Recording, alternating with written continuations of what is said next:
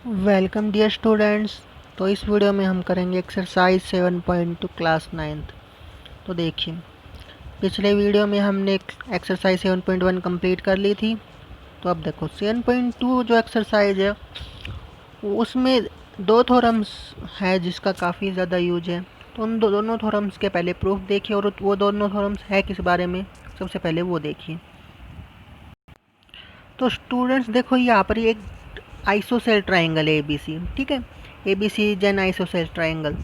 तो यहाँ पर हमें पता है कि आइसोसेल ट्राइंगल कौन सी ट्राइंगल होती है जिसमें दो साइड्स इक्वल होती हैं। तो यहाँ पर AB और AC दो इक्वल साइड्स है। तो यहाँ पर जो थ्योरम है वो ये है कि angle opposite to equal sides of a triangle is equal, ठीक है। यानी अगर देखो AB AC के इक्वल है, जैसे इसमें दे रखा है कि AB साइड और AC साइड इक्वल है, तो AB के सामने कौन सा एंगल है, एंगल C। तो एंगल C बराबर हो जाएगा एंगल B के, AB के सामने जो है। ये आपकी ये थ्योरम है, और इस थ्योरम का आज हम प्रूफ करेंगे, ठीक है। तो ये स्टेटमेंट आपको अच्छे समझनी है, इसी का यूज करके आप एक्सरसाइज के क्वेश्चंस कर पाओगे कि अगर साइड्स इक्वल हुई, अगर एक ट्राइंगल की दो साइड्स इक्वल हुई तो उन साइड्स के आमने सामने वाले एंगल यानी अपोजिट एंगल्स इक्वल होंगे, ठीक है। उसके बाद अगला रिजल्ट ये है कि अगर एंगल्स इक्वल हुए, देखो B एंगल C एंगल के इक्वल हुआ, तो इनके सामने वाली साइड यानी AC और AB ये इक्वल हो जाएगी। तो एक दूसरे का कन्वर्स है, अगर साइड्स इक्वल तो opposite angles equal, opposite angles equal तो अपोजिट साइड्स इक्वल। तो इसका प्रूफ करते हैं। तो देखो पहला रिजल्ट था हमारे पास कि angle opposite to given equal sides of an isosceles triangle are equal. एक आइसोसेल ट्राइंगल है, आइसोसेल ट्राइंगल की दो साइड्स इक्वल होती हैं। तो आपको प्रूफ करना है कि जो उसके एंगल्स है, एंगल यानी इसके देखो AB और AC इक्वल है, तो आपको प्रूव करना है कि ये एंगल इसके इक्वल हो जाए, ठीक है। आपको ये प्रूफ करना है। अब देखो सबसे पहले आपको इस क्वेश्चन में गिवन है कि आपकी जो है अपोजिट साइड्स यानी AB और AC इक्वल है, ठीक है। अब अगर हमें इसको प्रूफ करना है तो हम कॉन्ग्रुएंसी का यूज करेंगे। तो कॉन्ग्रुएंसी यूज करने के लिए हमारे पास दो ट्राइंगल्स होने चाहिए, पर ऐसा है हमारे पास है नहीं, एक ही ट्राइंगल है। तो हम क्या करेंगे, कंस्ट्रक्शन कर लेंगे। क्या कंस्ट्रक्शन कर लेंगे कि हमने एक एंगल बाइसेक्टर ड्रान कर लिया। कौन से एंगल का, इस एंगल का, ठीक है।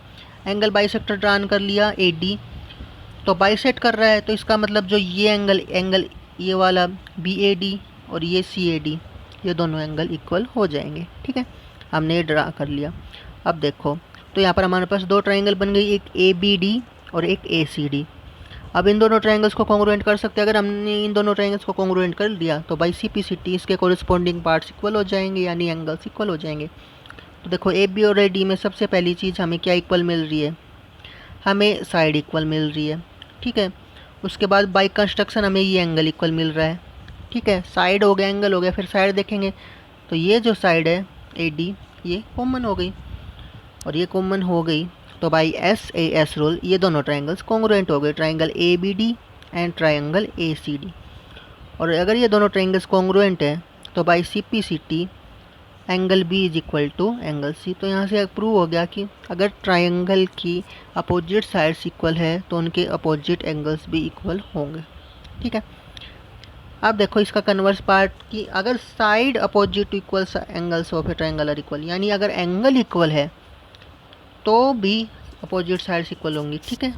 तो सेम क्वेश्चन देखो, तो सेम ही डायग्राम लेंगे और सेम ही कंस्ट्रक्शन करेंगे, क्योंकि हमें इसको भी कॉन्ग्रुएंसी से करना है। तो देखो अब की बार क्या है, अब की बार एंगल इक्वल है, ये एंगल इसके इक्वल है, ठीक है। हमने वही सेम कंस्ट्रक्शन की, तो ये एंगल इसके इक्वल बाई कंस्ट्रक्शन लिया, ठीक है, एंगल बाइसेक्टर ड्रा किया। तो अब फिर अगेन ये ट्राइंगल उठा लीजिए, triangle ABD and triangle ACD, इन दोनों ट्राइंगल्स को लिया। तो देखो सबसे पहली चीज़ एंगल B एंगल C के इक्वल, ठीक है। उसके बाद ये एंगल इक्वल, और तीसरी चीज़ साइड कॉमन। अब आप कहेंगे कौन सा रूल लगा, तो देखो एंगल एंगल साइड, ठीक है। मैंने आपको बताया था अगर दो एंगल्स इक्वल है तो कोई भी एक साइड इक्वल मिल जाएगी तो ट्राइंगल्स कॉन्ग्रुएंट हो जाएगी, ठीक है। तो इसमें by A S rule triangles congruent हो गई। अगर ट्राइंगल्स कॉन्ग्रुएंट हो गए तो by C P C T opposite sides equal हो जाएंगे, A B is equal to A C. ठीक है, तो यहाँ से हम एक रिजल्ट पे पहुँचे, अगर किसी ट्राइंगल में दो साइड्स इक्वल है तो उन दोनों साइड्स के अपोजिट एंगल्स इक्वल होंगे। इसी तरीके से अगर किसी ट्राइंगल में दो एंगल्स इक्वल है तो उनकी जो अपोजिट साइड्स होगी उन एंगल्स की वो इक्वल हो जाएंगी। ठीक है, अब देखो इस रिजल्ट को यूज करते हुए एक्सरसाइज के क्वेश्चन करते, बिल्कुल ईजी एक्सरसाइज है। देखो सबसे पहला क्वेश्चन देखो, इसका डायग्राम नहीं बनाया हुआ था, हमने खुद बनाया। देखो आपको कहा था कि एक आइसोसेल ट्राइंगल है ए बी सी, ठीक है, जिसमें ए B equal to A C है। ठीक है, आपको एक आइसोसेल ट्राइंगल मिली हुई है। अब देखो एक आइसोसेल ट्राइंगल है ये वाली, इस ट्राइंगल में आपको बताया हुआ है कि जो बी और सी के बाइसेक्टर्स हैं, इसके एंगल का बाइसेक्टर ये मिलता है एट ओ पॉइंट। ठीक है, ओ पॉइंट पे मिल रहा है, तो बाइसेक्टर से इसका मतलब जो ये एंगल है ये इसके इक्वल और ये एंगल इसके इक्वल। ठीक है, बाइसेक्टर से हमें यही पता लगा। अब देखो उसके बाद ये कह रहा है join A to O, prove that O B is equal to F C. आपको कौन कौन सी साइड को इक्वल प्रूव करना है इसमें, ओ बी साइड को, ये साइड को, ठीक है, इस साइड को इससे करना है। अब हम में से मोस्टली क्या करेंगे कि हम ये ले लेंगे कि ये दोनों ट्राइंगल्स का कॉन्ग्रुएंट दिखा देते हैं, by C P C T O B equal to S C कर देंगे। ठीक है ये तरीका, पर अगर आप इसको अप्लाई करने जाओगे तो देखो आप कहेंगे कि sir A B equal to A C ले लेते हैं, चलो ठीक है। आप कहेंगे कि सर ये एंगल इसके इक्वल, हाँ ठीक है ये भी ठीक है। फिर कहोगे कि ये साइड इक्वल, पर आप यहाँ पे रूल कौन सा अप्लाई करोगे। अगर इसके अकॉर्डिंग चलो तो साइड एंगल पर ये साइड तो आपको प्रूव करनी है, तो ऐसे रूल नहीं अप्लाई कर सकते, और दूसरा एंगल आपको इसके अलावा पता नहीं है तो ए एस या एस ए वो रूल भी नहीं कर सकते। तो ये सी पी सी टी से तो नहीं हो पाएगा, यानी कॉन्ग्रुएंस करके नहीं हो पाएगा। तो देखो हमें क्या करना है, हमें O B equal to O C करना है। तो अगर हम कॉन्ग्रुएंसी यूज नहीं कर पा रहे तो क्या करें, तो हमें इस केस में फिर ये देखेंगे कि अगर हमें इन दोनों साइड्स को इक्वल प्रूव करना है तो हमें इसके एंगल्स को इक्वल प्रूव करना पड़ेगा। अगर हम इसके एंगल्स को इक्वल प्रूव कर पाए तो इसके सामने वाली साइड्स यानी अपोजिट साइड्स इक्वल हो जाएंगी। यानी कि अगर ये एंगल इसके इक्वल हो जाता है तो ओ बी साइड ओ सी साइड के इक्वल हो जाएगी। तो देखो कैसे करते हैं। सबसे पहली चीज़ आपको ये पता है कि ए बी जो साइड है ये साइड इस साइड के इक्वल है। ठीक है, ट्राइंगल की अगर दो साइड्स इक्वल है तो क्या होगा, इसके जो है देखो ट्राइंगल की अगर ये दो साइड्स इक्वल है तो इसकी जो अपोजिट एंगल्स होंगे, तो देखो ए बी का अपोजिट एंगल सी, ये पूरा एंगल सी और ये पूरा एंगल बी, ये दोनों एंगल भी इक्वल हो जाएंगे, यानी एंगल बी एंगल सी के इक्वल हो जाएगा। हो गया। अब देखो अगर ये एंगल बी और एंगल सी इक्वल है तो क्योंकि ये बाइसेक्टर्स है तो इनके जो पार्ट्स होंगे हाफ हाफ करने के बाद वो भी इक्वल रहेंगे। जैसे देखो मैं एग्जांपल देता हूँ, मान लो ये बी 60 है, ठीक है, और एंगल बी एंगल सी का इक्वल है तो ये भी 60 होगा। अब बाइसेक्ट करोगे तो ये 30, ये 30, तो फिर ये भी 30, तो ये भी 30, तो इस तरीके से ये दोनों एंगल्स इक्वल हो जाएंगे। तो देखो लिखेंगे कैसे। सबसे पहले आपको पता है कि B A B equal to A C है तो बी इक्वल टू सी हो जाएगा। रीजन आपने लिख देना angle opposite to equal sides are equal. अब देखो इसका हाफ करेंगे एंगल बी का, तो देखो इस एंगल का हाफ, जो ये एंगल है इसका हाफ क्या होगा, ये वाला एंगल और ये वाला एंगल, तो दोनों में से कोई भी ले सकते हो क्योंकि दोनों इक्वल है। ठीक है, तो मैंने ले लिया एंगल ओ बी सी, इसी तरह इसमें ले लिया angle O C B. O B C और ओ सी बी इक्वल हो गए, यानी कि अगर आप इस ट्रायंगल को कंसीडर करते हो ओ बी सी को, तो ये एंगल जो है इस एंगल के इक्वल हो गया, तो इसके आमने सामने वाली साइड्स इक्वल हो जाएंगी, यानी बी इस एंगल के सामने वाली ओ सी साइड और इस एंगल के सामने वाली ओ बी साइड, ये दोनों साइड्स इक्वल हो जाएंगी। ठीक है, यानी O B equal to O C जो आपको प्रूफ करना था। ठीक है, क्योंकि आपने एंगल को इक्वल कर दिया तो साइड्स इक्वल हो गई। अब अगला रिजल्ट आओ, देखो ए ओ बाइसेक्ट एंगल ए, आपको प्रूव करना है कि जो ए हो है ये इस एंगल को भी बाइसेक्ट करें, इसको भी करें। तो अगर आप चाहते हो कि ये एंगल को बाइसेक्ट करे, यानी आपको क्या प्रूव करना पड़ेगा कि ये एंगल और ये एंगल इक्वल हो जाए, यानी angle O A B equal to angle O A C. ठीक है, अब देखो यहाँ पर ये दोनों एंगल्स है, तो यहाँ पर तो हमें कोई साइड आमने सामने वाली मिल नहीं रही, तो यहाँ पर तो हम कॉन्ग्रुएंसी का यूज करेंगे। तो देखो कौन कौन सी ट्राइंगल है इसके लिए, ट्राइंगल ओ ए बी और ट्राइंगल ओ ए सी। अब देखो हमें ये प्रूव करना है कि ये एंगल इसके इक्वल हो। तो सबसे पहली चीज़ हमें पता है कि ये साइड इस साइड के इक्वल हम प्रूव कर चुके हैं। ठीक है, हमने ये किया है, हमने इस साइड और ये साइड इक्वल मिल रही है और ये एंगल इसके इक्वल है क्योंकि ये बाइसेक्ट कर रहा है। तो बाई एस रूल देखो A B equal to A C given है, angle A B O equal to angle A C O, क्योंकि बाइसेक्ट कर रहे तो सारे एंगल्स इक्वल होंगे। ठीक है, और O B equal to O C. ठीक है, ये हमने प्रूव किया है।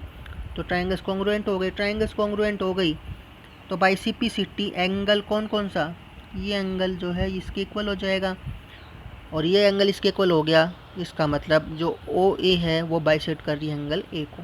ठीक है, नेक्स्ट क्वेश्चन बिल्कुल ईजी है। देखो एक ट्राइंगल ए बी सी जिसमें A D is the perpendicular bisector. Perpendicular bisector का मतलब रहता है कि वो जिस पॉइंट पे कट वो टच करेगा वहाँ पे तो एंगल 90 बनेगा और वो सामने वाली लाइन को हाफ हाफ पार्ट में डिवाइड करेगा। बाइसेक्ट का मतलब उसको हाफ हाफ काट देगा, यानी अगर वो लाइन 6 की है तो 3 इस तरफ 3 इस तरफ, ऐसे ये होता है बाइसेक्ट का मीनिंग। ठीक है, the triangle A B C is an isosceles in which A B equal to A C. आपको ये प्रूव करना है कि ये ट्राइंगल जो है वो आइसोसेल है अगर ए डी इसका परपेंडिकुलर बाइसेक्टर है। तो अगर आपको साइड्स को इक्वल दिखाना है तो आप कॉन्ग्रुएंसी को यूज कर सकते हो। ठीक है, आपको ए बी इक्वल टू ए सी दिखाना है ना, तो देखो आपने कौन कौन सी ट्राइंगल लेनी है, एक बार लेनी है ए बी डी और एक बार लेनी है ए सी डी। इसमें देखो सबसे पहली चीज़ है डी कॉमन।